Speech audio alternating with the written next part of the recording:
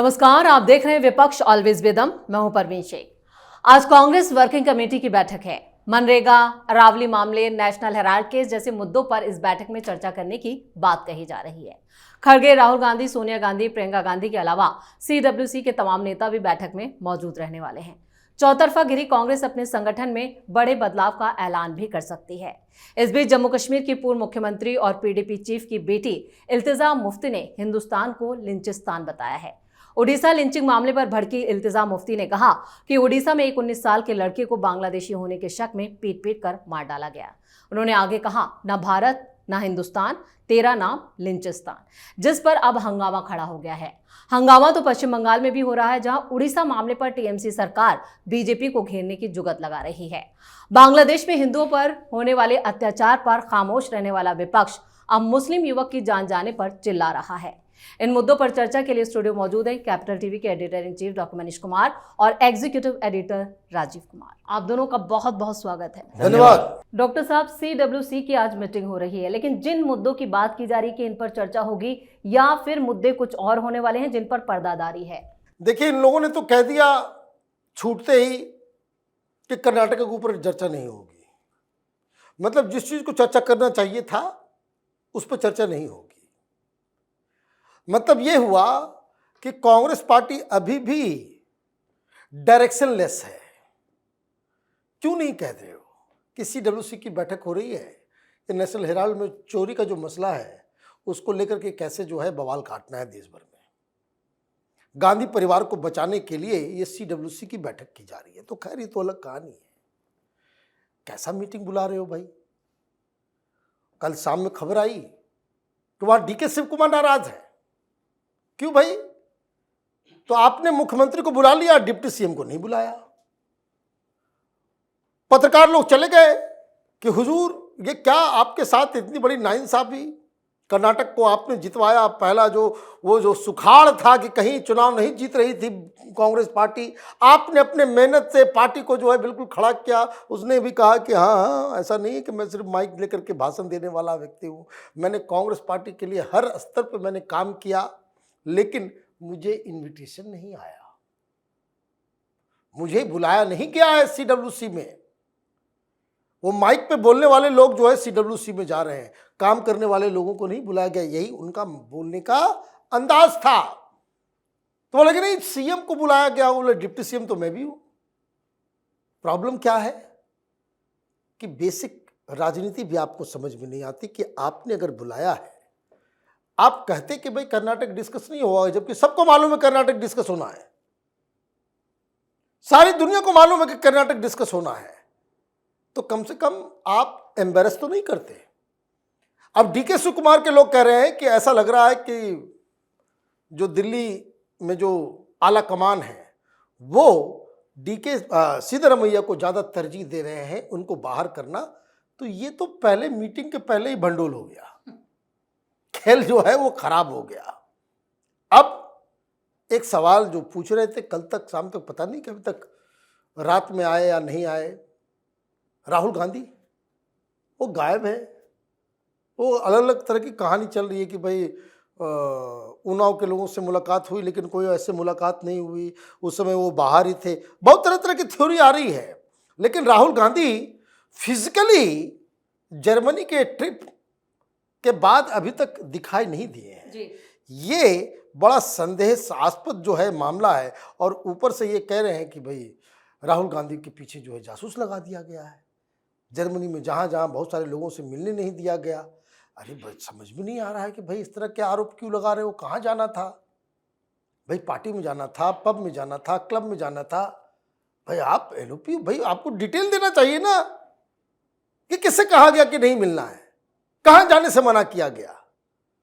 तब तो बात समझ में आती कि ऐसा थोड़ी है कि हिंदुस्तान का एलओपी जो है वो किसी सड़क के किनारे चाय पीता हुआ नजर आए। ये तो ठीक होगा नहीं ना जी। आप कहां जाएंगे? आपको रिस्पॉन्सिबिलिटी तो समझनी पड़ेगी। तो भी बहुत सारे सवाल हैं। अब कुछ घंटों में जो है वो शुरू होगा सीडब्ल्यूसी। अंदर की खबर जो है सीडब्ल्यूसी के अंदर बैठे हुए जो कांग्रेसी नेता वही मीडिया वाले को ट्वीट करके बताएंगे कि भाई ये देखो, ये सब बवाल अंदर चल रहा है। तो हालांकि इस मीटिंग से कोई पॉजिटिव फैसला आए या कोई बहुत ही स्ट्रैटेजिक शिफ्ट जो है कांग्रेस पार्टी में नहीं होने वाला है। जो मेरी जानकारी है वो गांधी परिवार को बचाने के लिए सारा जद्दोजहद किया जा रहा है। बिल्कुल। क्या राजीव सर मीटिंग शुरू होने से पहले ही ये विवादों में आ चुकी है? देखिए, मीटिंग में होगा क्या और किसको क्या मौका मिलेगा? क्या पश्चिम बंगाल के चुनाव पर दीपादास मुंशी या फिर अधीर रंजन चौधरी वहां चर्चा करेंगे? आप ऐसे समय में सीडब्ल्यूसी की बैठक के बारे में बता रहे हो और चर्चा का एजेंडा बता रहे हो क्या? अरावली में जो इरोजन हो रहा है, वहां जो इलीगल माइनिंग हो रही है, जिस पर सुप्रीम कोर्ट, हाई कोर्ट सब में मामला चल रहा है, राजस्थान की सरकार, हरियाणा की सरकार सब कह रही है कि हमने लगभग तय कर दिया है कि आगे का ब्लूप्रिंट क्या होगा, उस पर आप चर्चा करके क्या वहां प्रोटेस्ट करवाने के लिए ये सीडब्ल्यूसी में चर्चा करोगे? क्या महाराष्ट्र का लीडर, चाहे बाला साहब थोराट हो या मुकुल वासनिक हो, वहां जाकर प्रोटेस्ट में हिस्सेदारी करेगा? या फिर राजस्थान के लीडर के साथ मुलाकात कर लो, हरियाणा के लीडर के साथ मुलाकात कर लो? लेकिन अगर अधीर रंजन चौधरी यहां आते हैं, जो सीडब्ल्यूसी के मेंबर है, उनसे क्या उम्मीद की जाती है? वो अपनी बात कैसे रखेंगे? क्या पश्चिम बंगाल की बात नहीं करेंगे कि अब तक ममता बनर्जी के खिलाफ राहुल गांधी कोई प्रचार करने के लिए क्यों नहीं गए? जब प्रधानमंत्री मोदी जा रहे हैं, अमित शाह मीटिंग ले रहे हैं वहां जाके, भारतीय जनता पार्टी एक्टिव है, सीपीएम का वहां कैडर है, लेकिन राहुल गांधी वहां पर अब तक वोट चोरी के मुद्दे को लेकर क्यों नहीं गए? जबकि वहां पर अधीर रंजन चौधरी कह रहे हैं कि देखो, ये 50 लाख फर्जी वोटर ये ममता बनर्जी ने बनवा रखे हैं, ये तो उन्हीं के नेता है और सीडब्ल्यूसी के मेंबर भी हैं। अगर वहीं से ये हरियाणा की बात उठेगी तो क्या कुमारी शैलजा जो वहां पर जा रही हैं मीटिंग में भाग लेने के लिए, वो हरियाणा की समस्या नहीं उठाएंगे कि देखिए, हमारे पार्टी, हमारी सरकार नहीं थी तब भी हमारी पार्टी में कैसे कब्जा है एक परिवार का, हुड्डा परिवार से कांग्रेस मुक्ति नहीं हो रही है, अध्यक्ष नया बनता है उसी का बन जाता है, एलओपी वही हो जाता है, सारे संगठन पर उसी का कब्जा है। तो ऐसे में हम हरियाणा में कैसे बेहतर तरीके से काम करें? ये इनफाइटिंग जो कांग्रेस के अंदर है, अंतर्कलह है, वो अंतर्कलह खत्म ही नहीं होगी। बाहर के मुद्दे, भारतीय जनता पार्टी को चुनौती देने वाले मुद्दे, उस पर डिस्कशन कहां से करेंगे? अभिषेक मनु सिंघवी को सीडब्ल्यूसी में रखने के पीछे की वजह क्या है, या एके एंटनी अब तक क्या कर रहे हैं? ये जो स्थितियां होती है, जिस तरीके से उनके पूरी लिस्ट देखिए सीडब्ल्यूसी के मीटिंग के में, उसके जो परमानेंट मेंबर है जिसको बदला नहीं जा रहा, वो रहे ना रहे, उनका नाम अभी भी उनके वेबसाइट पर रहेगा। जिनकी मौत हो चुकी है उनका भी नाम रहेगा उसमें। ऐसा नहीं है कि वो चले गए तो उसको हटा कर रिप्लेस कर दो। सोनिया गांधी रहेंगी, प्रियंका वाड्रा रहेगी, राहुल गांधी, इस परिवार के 3 लोग रहेंगे। ये चर्चा होनी नहीं है, बस दिखाना है कि राहुल गांधी भी कुछ कांग्रेस के अंदर संगठन को लेकर सक्रिय हैं, काम कर रहे हैं, कुछ मीटिंग हो रही है और वो आगे कुछ करने वाले हैं। जैसे कांग्रेसियों ने ये आगे बता दिया, मीडिया में प्रोपेगेंडा फैला दिया कि देखो, मध्य प्रदेश में संगठन मजबूत करने के बाद अब राहुल गांधी छत्तीसगढ़ में कमान संभालेंगे। मध्य प्रदेश में कौन सा संगठन मजबूत हो गया? कमलनाथ, नकुलनाथ हैं जो दिन भर भारतीय जनता पार्टी के संपर्क में रहते हैं। वहां आपके पार्टी का ही नेता, प्रदेश अध्यक्ष तक, ये जीतू पटवारी बार बार बोल चुका है कि कांग्रेस इतने गुटों में बटी हुई है मध्य प्रदेश के अंदर कि उन गुटों के बीच एक चिंगारी की जरूरत होती है, आग ऐसे ही धधक जाती है। तो इसलिए ये सीडब्ल्यूसी की मीटिंग फिर से हल्ला हंगामा में तब्दील हो जाएगा। अधीर रंजन चौधरी अपना राग अलापते हुए बाहर निकलेंगे और फिर ऐसे ही जो नेता कुछ हैं जो विद्रोही किस्म के, क्योंकि शशि थरूर को तो बुलाया नहीं जाएगा, वो तो आ नहीं रहे, और सिद्धारमैया आ रहे हैं, तो डीके शिव कुमार पहले ही बैटिंग करने में लगे हैं कि अब आगे कर्नाटक के लिए हमें क्या करना है। तो इस बीच जो ये बैठक हो रही है वो उसी तरीके से है कि अभी पूरा गोला बना हुआ है, एक आग लगाने की जरूरत है। राहुल गांधी अब आग लगाने के लिए आ चुके हैं। मीटिंग में जैसे ही बातचीत शुरू होगी वैसे ही हंगामा शुरू हो जाएगा। यानी बैठक, सीडब्ल्यूसी की बैठक भी हंगामे की भेंट चढ़ने वाली है। लेकिन हंगामा तो एक और मुद्दे पर भी हो रहा है। उड़ीसा में एक मुस्लिम युवक की लिंचिंग हो जाती है, लेकिन उस पर जम्मू कश्मीर से आवाजें उठ रही हैं और हिंदुस्तान को लिंचिस्तान कहा जा रहा है। देखिए, बड़ा जल्दी जग गए ये लोग और बहुत जल्दी ही एक्सपोज भी हो गए जी। देखिए, एक बात समझिए, लिंचिंग किसी की भी हो और किसी भी धर्म, किसी भी नाम, किसी भी इलाके, किसी भी जगह पे, ये किसी भी तरीके से जस्टिफाइड नहीं है। पहली चीज एकदम क्लियर कट और लिंचिंग करने वाले लोग बेसिकली इंसान भी नहीं है, ये जानवर वाला बर्ताव वो किसी के द्वारा, किसी पार्टी के द्वारा, किसी संगठन के द्वारा किया जाए वो बिल्कुल गलत है। तो ये गलत उड़ीसा में भी है, ये गलत ढाका में भी है, ये गलत पश्चिम बंगाल में भी है। ये अभी ममता बनर्जी और तमाम सेकुलर पार्टियां जो जागृत हो गई हैं, तो ये कहां थे जब दो मूर्तिकारों को मुर्शिदाबाद में वक्फ के प्रोटेस्ट के समय लिंच करके मार दिया गया? तब तो ममता बनर्जी नहीं जागी, तब तो उनको समझ में नहीं आया। तो ये जो घटना घटी है ये खुद अपने आप को एक्सपोज कर लेते हैं। ये खुद ये ऐसा होता है कि भाई ऐसा लग रहा है कि भगवान भी इनके साथ नहीं है। अभी सारा दुनिया जो है वो डिस्कस कर रहा है कि हिंदुओं की लिंचिंग कैसे, दो लिंचिंग हो गई बांग्लादेश के अंदर में, कोई कुछ नहीं बोला। और इन लोगों को फंसाने के लिए और ये लोग कूद गए तुरंत, अरे हाय मुसलमान के लिंचिंग। भाई किसी की भी लिंचिंग हो वो गलत है। और अगर आप ये दोहरापन दिखाएंगे कि एक लिंचिंग में चुप रहेंगे, ये महबूबा की बेटी ये मुझे बता दे कि भाई जब मुर्शिदाबाद में दो लोगों की लिंच करके मौत जी, और टीएमसी के कार्यकर्ताओं के द्वारा, अभी उन लोगों को सजा भी मिली है 13 लोगों को, तब आपको समझ में नहीं आता है। तो राजनीतिक दलों से ये एक्सपेक्ट कर लेना कि भाई आप सिर्फ मुद्दा जो है, आपकी नजर में लिंचिंग क्राइम नहीं है, किसकी लिंचिंग हो रही है उसको कैसे दोहन किया जाए, उसका कैसे राजनीतिक फायदा उठाया जाए और मुसलमानों को भड़काया जाए, ये आपका धंधा हो गया है। बिल्कुल, लिंचिंग हुई है उड़ीसा में, लेकिन जम्मू कश्मीर और बंगाल में इतना हंगामा क्यों? पता नहीं लिंचिंग हुई भी है कि नहीं हुई है, क्योंकि डेफिनेशन जो लिंचिंग की है उसमें तो ये फिट नहीं बैठ रहा।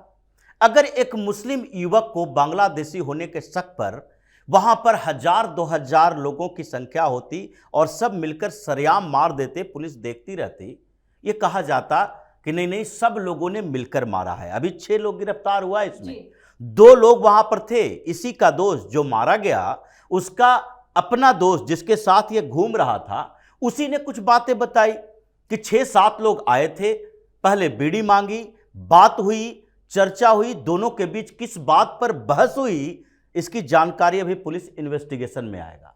और उसके बाद इन लोगों ने उसका कार्ड मांगा। मुर्शिदाबाद का ये व्यक्ति था, पश्चिम बंगाल का।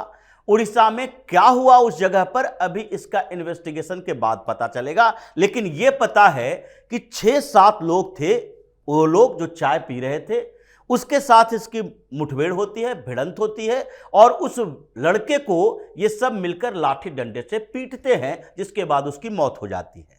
जैसे क्राइम का कैटेगराइजेशन किया गया है, एक ऑर्गेनाइज क्राइम होता है, एक सामान्य क्राइम होता है। कोई एक लड़का भूखा है, प्यासा है, या फिर उसको लालच आ गई, कोई पॉकेट मार लेता है। और एक ऑर्गेनाइज तरीके से पूरा पॉकेट मार का गिरोह चलता है, पुलिस उसको क्रैक करती है। अभी जो लिंचिंग की बात हिंदुस्तान जैसे देश में चल रही है, एक मौत होती है या हत्या ही कह सकते हैं, उसके बाद पुलिस एक्टिव होती है और 6-7 लोगों को गिरफ्तार कर लेती है, इन्वेस्टिगेशन शुरू हो जाता है। और ममता बनर्जी कह रही है कि नहीं नहीं ये लिंच कर दिया गया मुस्लिम होने के कारण। ये तो अभी तक ये भी पता नहीं चला कि यह मुस्लिम होने के कारण मारा गया या फिर दोनों में झगड़ा हो गया, किसी बात पर विवाद हो गया, वो इन्वेस्टिगेशन के बाद पता चलेगा। लेकिन बांग्लादेश के अंदर जो हिंदू मंदिरों को जलाया जा रहा है, गांव में घुसकर घर जलाए जा रहे हैं, हिंदू होने के कारण उसको मौत की सजा दी जा रही है, जला दिए जा रहे हैं, ये तो सीधे तौर पर दिखता है प्रशासन मूकदर्शक है,